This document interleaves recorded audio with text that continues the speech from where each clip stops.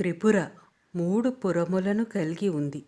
మూడుగా ఉన్నవన్నీ త్రిపుటి, అదే త్రిపుర. వాటి స్వరూపమే కాబట్టి అమ్మవారు త్రిపుర అనబడుతుంది. త్రిమూర్తుల రూపములో ఉన్నదని కూడా ఈ నామానికి అర్థం చెప్పుకోవచ్చు. ఉదాహరణకు ఆమె బ్రహ్మ, విష్ణు మరియు రుద్ర రూపాల్లో ఉంటుంది. అంతేకాక ఇచ్ఛ, జ్ఞాన మరియు క్రియాశక్తులుగా, పంచదశి యొక్క మూడు కూటాలుగా, సృష్టి, జీవనోపాధి మరియు విధ్వంసములుగా, మూడు నాడులు ఇడ, పింగళ మరియు సుషుమ్నులుగా, మూడు లోకాలు భూర్ భువ సువః, మూడు గుణాలు సాత్విక, రాజసిక, తామసికములుగా ఆమె ఇటువంటి అన్ని త్రిమూర్తుల రూపంలో ఉంటుంది.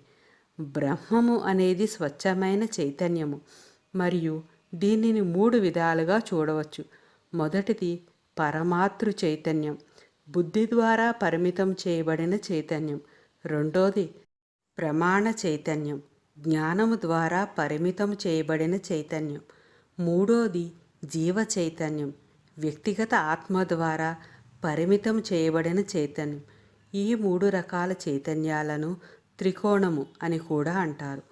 ఈ మూడు విధాలుగా పరబ్రహ్మ స్వరూపిణి అయిన అమ్మవారిని పొందవచ్చు.